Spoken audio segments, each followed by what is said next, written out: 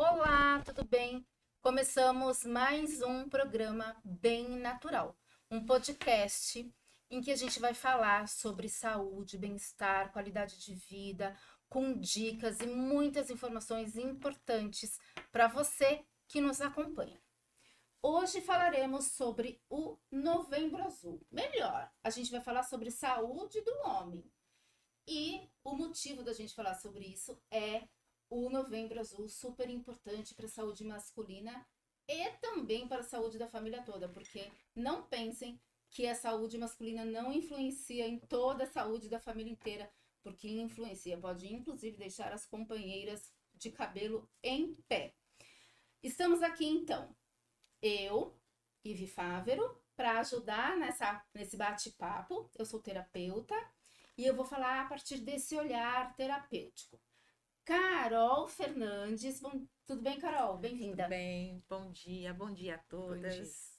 Bom dia, nossos web espectadores. É sempre um prazer estar aqui com vocês. Com certeza. Sandrine Vilardi também, bom dia, bem-vinda. Bom dia para o nosso programa, bem-vindos.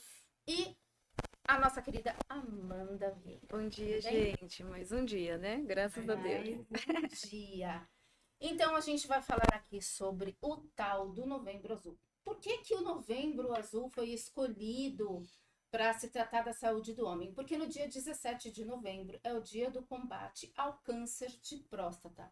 E aí a gente sabe, né, meninas, que o homem muitas vezes deixa para lá, vai deixando a saúde de lado, só procura ajuda quando o negócio já está bem complicadinho, e aí a gente acaba tendo que apagar aqueles famosos incêndios. Vou começar com você, Sandrine. Pode ser? Pode, claro. Para a gente falar justamente sobre isso. Por que será que os nossos coleguinhas deixam lá para a última hora essa questão do tratamento, do cuidado? Então, vamos pensar que todo ser humano tem uma essência feminina e masculina. As mulheres têm uma essência feminina mais desenvolvida e o homem mais masculino. O que que é essa essência masculina? É ir para frente, ir para fora, fazer ação, ter meta, objetivos. Então ele tá mais para fora. Então ele não olha para dentro. O que que é a essência feminina? É olhar para dentro, é sentir. Então quando a gente fala talvez para o homem, o que que você sente? Ele fica assim até estranhando. Sentir? Não, não tenho tempo, eu tenho que fazer outras coisas. Então é quase natural que o homem não tenha essa primeira visão de sentir. Porque a gente, mulher, nossa, eu tô sentindo que eu não tô legal, então eu vou atrás para melhorar. E o homem não. A essência própria masculina, vamos lá, vamos agir, é tudo para fora.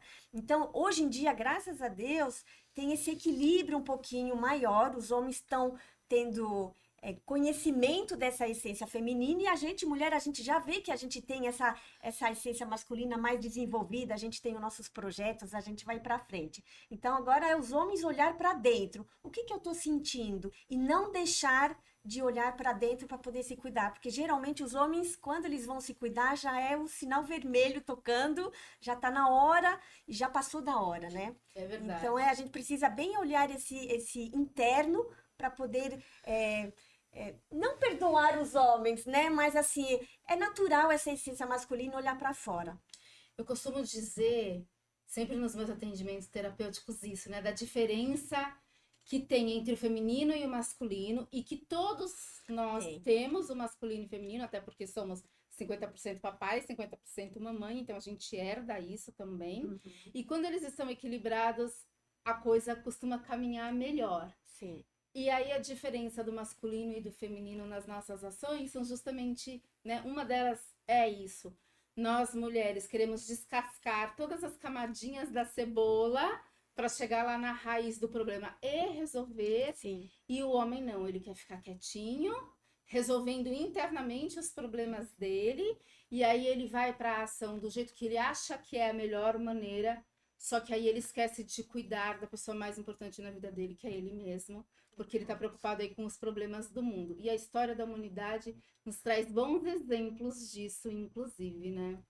Amanda, como que é isso do cuidado a partir da ozonioterapia, né? De quem chega para você, provavelmente chegam mais mulheres do que homens, ou tô enganada? Sim, se for pensar na questão da saúde feminina e masculina, com certeza, até porque o homem, ele tem um certo preconceito na questão do tratamento retal, né? Pensar em fazer um exame diagnóstico através do exame de toque, isso faz o homem tremer de medo, eles têm preconceitos envolvidos a isso, e nada mais do que saúde. E quando a gente se fala do tratamento do câncer de próstata, quando há alteração do PSA e até mesmo a dor, o sintoma, isso para a gente é muito difícil convencer. O paciente ele só aceita esse tipo de tratamento porque também é por via retal, uma insuflação retal com uma sonda, que não causa nenhum desconforto, até porque é algo bem assim no início ali da região anatômica, não é nada introduzido como eles pensam, mas mesmo assim eles têm preconceito. Então quebrar isso para mim é muito difícil. O profissional ele tem que ter muita sabedoria, ele tem que ter paciência e autoridade quanto a isso, né? Porque tem horas que a gente tem que demonstrar como se a gente tivesse um perfil mãe. Você tem que fazer. Se você não fizer, aí a gente tem que usar esse termo e olhar para o outro lado como se fosse uma criança. E aí, com o exame na mão e com os novos resultados, nós temos vários cases de sucesso referente ao tratamento de ozonioterapia medicinal e com o tratamento para o câncer, daí eles conseguem vencer isso, mas eu vou dizer para vocês que é bem difícil. Porém, os resultados são benéficos, até porque a ozonioterapia a gente trabalha através da castração, onde a gente consegue baixar o hormônio desse paciente, que é a testosterona. De fato, o equilíbrio hormonal ele acontece, o PSA baixa com um determinado tempo, com um protocolo, mas é importante acompanhamento médico junto. E nós trabalhamos também em cima da imunidade, porque a parte medicamentosa, ela tem a função somente de fazer com que esse paciente faça a castração e ele tenha alguns sintomas. Não sei se vocês já repararam, mas o paciente faz o tratamento com hormonioterapia ou a quimioterapia, eles sentem-se muito mal. Eles têm calafrios, eles têm enjoo, vem queda de cabelo, perdem peso. A ozonioterapia tem outra função, ela consegue restabelecer a imunidade junto. Então eu costumo dizer que é morder e assoprar. Então ele consegue passar pelo tratamento sem sentir a agressividade da doença. Isso é muito bacana. Isso é fundamental, né? Porque muitas vezes os homens fogem também dos tratamentos, Exatamente. porque eles sentem dor e o homem, via de regra, sofre mais com a dor do que a mulher, né? É, Tanto que a gente escuta sempre, né? Deus foi muito sábio quando deixou as mulheres terem filhos e não os sim, homens, né? exatamente. Por conta desse suporte aí. E tem toda a questão emocional também que Isso, com envolve isso, certeza. né?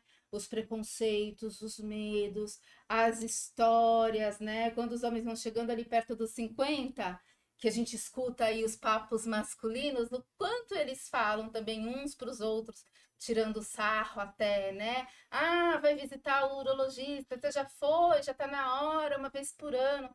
E eles ficam tirando onda um do outro, mas a gente sabe também do sofrimento que pode ser para eles fazer esse movimento, né? Sim. De procurar um especialista, de procurar ver do que se trata. E a próstata, gente, é um órgão, é uma glândulazinha do tamanho de uma castanha, né? Não é nada, mas ela tem um aumento natural enquanto os homens vão envelhecendo, elas vão aumentando. Pode causar uma inflamação ou não, mas é normal, né? Esse aumento da glândula. Então não precisa ter medo, não precisa ter Sim. nada. E não tem coragem de procurar um urologista? Conversa com um terapeuta. Antes, conversa com uma pessoa que pode te ajudar, que pode desmistificar essas questões também, que tá tudo certo. Carol, Então, essa questão do autocuidado com o homem é uma coisa que nos dias de hoje ainda você vê uma certa dificuldade, né? Porque eles procuram mais o trabalho, pagar as contas e não se olhar, né?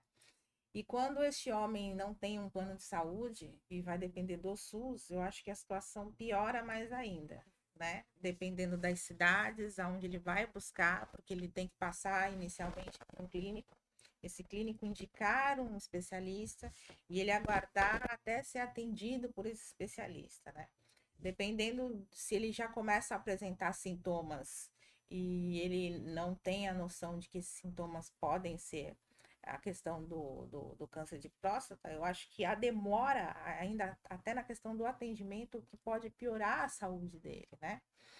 Então, assim, esta prevenção, né, com relação ao câncer de próstata ou qualquer outro tipo de carcinoma que possa ele ser acometido, eu acho que tem que ser recorrente, né? Como o câncer de mama. A gente não tem que só falar no mês de novembro, a gente não tem que falar só no mês de outubro. Você tem que estar falando de uma forma diária, de uma forma preventiva, estar sempre apresentando isto para que as pessoas tenham um costume de ter essa situação na lembrança e estar indo buscar o quanto antes essa situação do tratamento, seja ele com ozonoterapia, seja ele com uma terapia ocupacional inicialmente, para até estar entendendo o que ele pode estar passando, né? E posteriormente a medicina comum, né? Para estar fazendo um tratamento específico, né? E para estar combatendo a doença em si.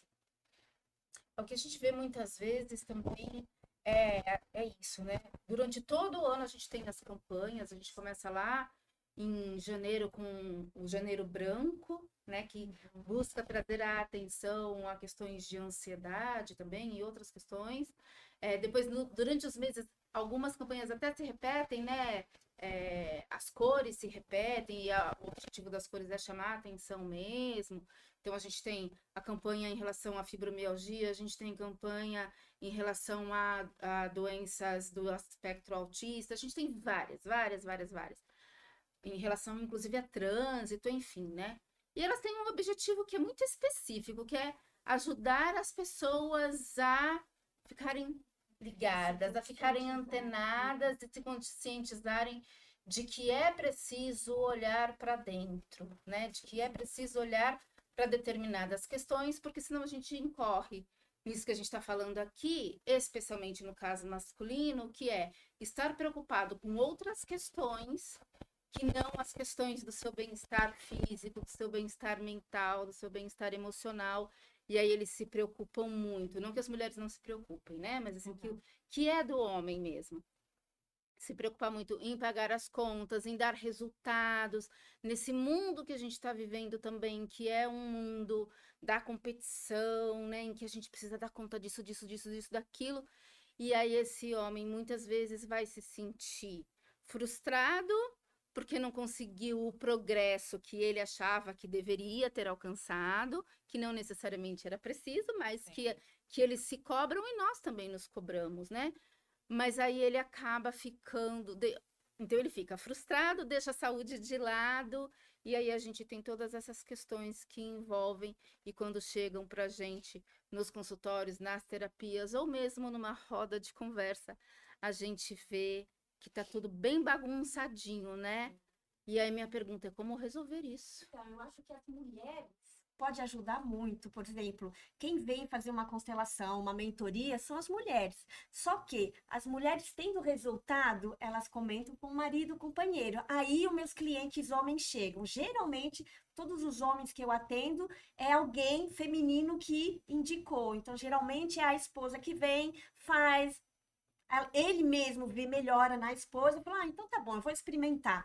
Então a gente pode, com nossos exemplos, ajudar eles, falar, ó, para mim fez muito bem, ajudou muito, então você deveria. Então fazer essa parceria mesmo. Eu acho que a gente tem essa possibilidade de ajudar eles e ter essa troca, né? Oi, Ivi, só ressaltando aqui um pouquinho, é uma coisa que eu acho muito importante. Eu acho que os homens, tanto as mulheres, são muito carentes de informação técnica. Nós sentamos hoje na frente de um médico, o médico avalia o seu exame e diz, está normal ou não. E quando já está no estágio clínico avançado, onde o procedimento ele é radical, que é a prostatectomia radical, onde o paciente não tem mais jeito, ou por uma hiperplasia, um aumento maior da próstata que vem comprimindo a bexiga, tem que fazer um procedimento cirúrgico, que eles falam aquela raspagem, ou até mesmo um procedimento cirúrgico quando já existe uma peça anatômica biológica já com carcinoma, que tem que remover um pedaço da próstata ou totalmente. Os médicos só informam isso quando já aconteceu.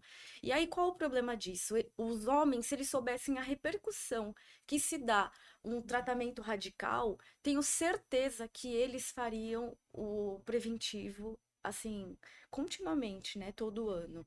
Então, o que acontece? Só para a gente pensar na lógica, o paciente que tem um câncer, dependendo do grau, seja ele inicial ou não, ele tem que fazer a cirurgia para remover essa próstata.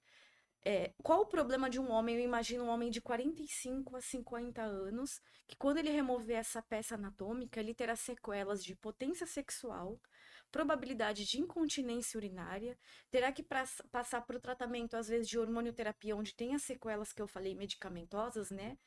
E também a sequela da radioterapia, onde queima a vesícula seminal, o paciente vai ter dificuldade para urinar, ele vai precisar de uma sonda, ele vai precisar de fraldas, ele nunca mais vai retomar o seu estágio normal, e isso para um homem nessa idade é o fim da vida, porque imagina um homem onde ele é casado com uma moça mais jovem, de repente, ou da sua idade, onde ele não vai poder ter um contato íntimo natural, ele não vai poder ter mais filhos, e ele vai ficar dependente de sonda, de fralda, para o resto da vida. Então, se os homens se atentassem à repercussão que se dá a um procedimento cirúrgico, eles entenderiam a importância de uma prevenção ao tratamento, porque existem N fatores, existem a terapia emocional, existem o tratamento medicamentoso, existem as terapias alternativas, né, que somos nós, várias formas que fazem com que esse paciente consiga liberar isso. E também o estágio emocional dele está envolvido, porque é a aceitação.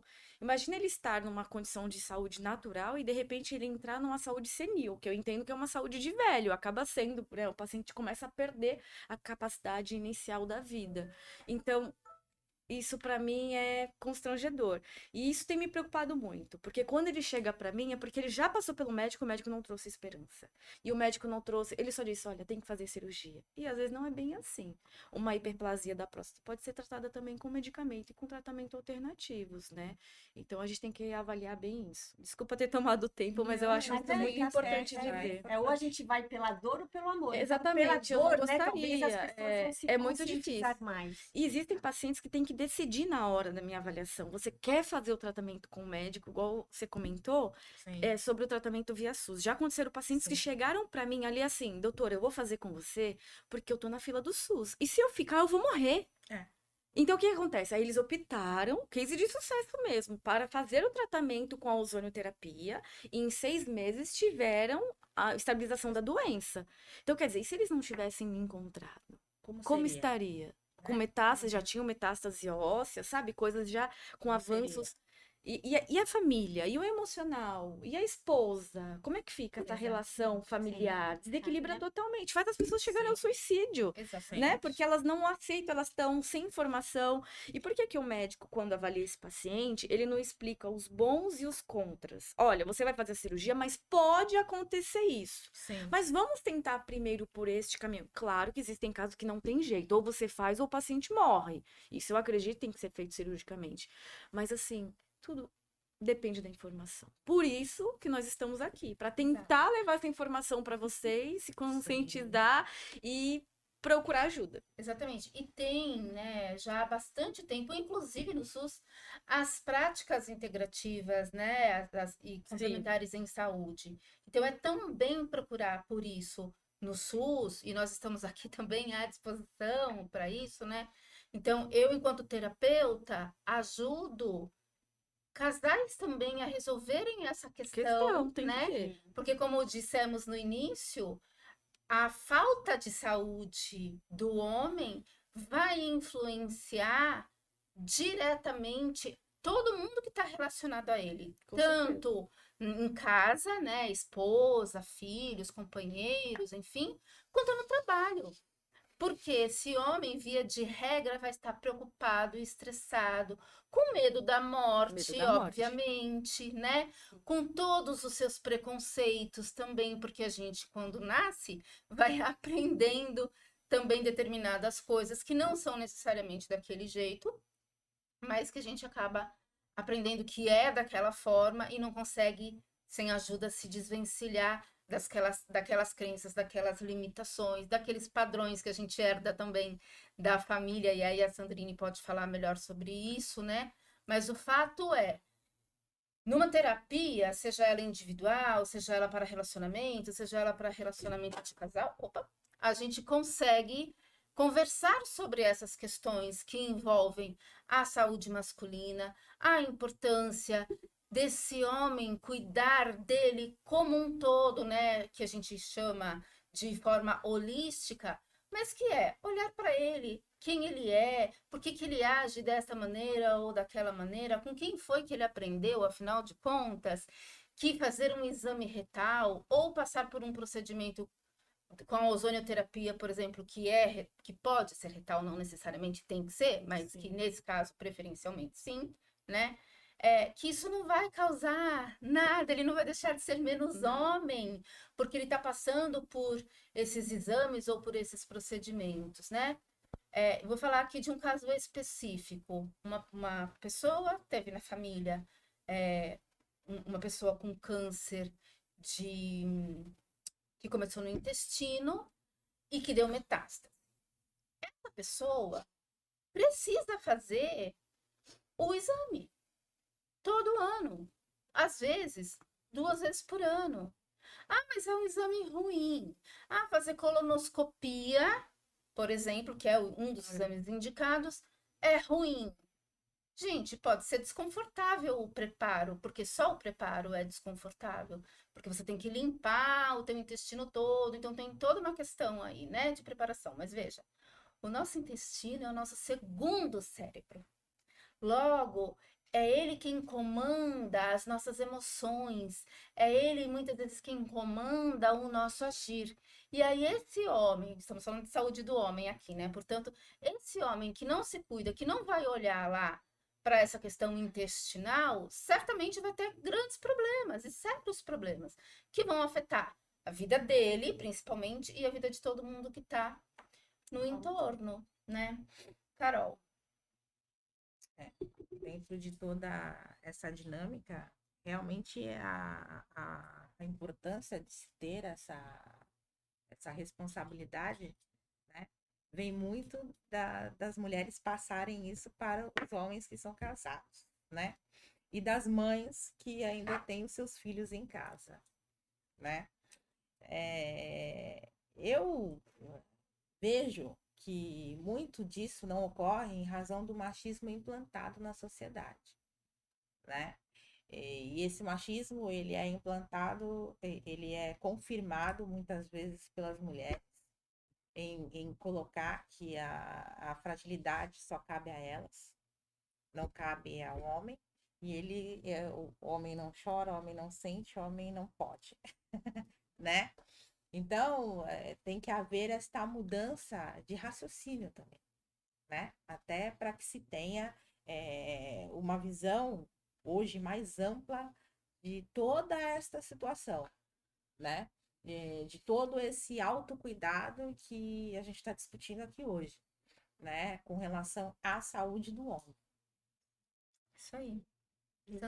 Desde o começo, né? Isso é desde a primeira Desde o infância, começo. né? E a gente precisa acredito ver que- essa origem, né?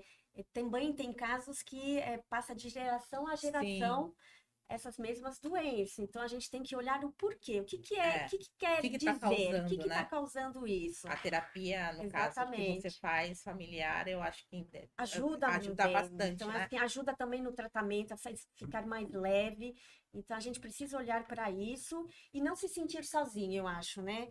Ninguém está sozinho e a gente precisa de todos. Sim. Então, quando a gente se conscientizar disso, que, nossa, eu tenho alguma dificuldade, eu vou procurar ajuda, Sim, é o primeiro passo que é fundamental. sim. Então, olham para suas vidas, se tem algum bloqueio, alguma coisa, procura ajuda, porque faz toda a diferença, né? Uhum. Sozinho, Com certeza. realmente, a gente não consegue. Sim. Com certeza. Meninas, vocês sabem que o nosso tempo já acabou. É tão bom, né? Pois é. Que passa muito. Passa muito rápido, né? Então, a nossa dinâmica aqui vai ter. Vamos dizer nossas redes sociais, como as pessoas podem nos encontrar, marcar uma consulta para tirar dúvidas, ou marcar só um papo para tomar um café e relaxar, que isso também é bom, Faz parte. né? Faz parte, deve fazer parte, inclusive, dos nossos cuidados com a nossa saúde. Então, começa aqui com a Amanda. Amanda, como te achamos? No Instagram é DRA de doutora Amanda Vieira _. E também no telefone 13 99758 7865. Lembrando que a avaliação é gratuita, eu não cobro para conversar, para tomar café, para dar risada e conhecer um pouco dessa história desse paciente, seja ela emocional ou física.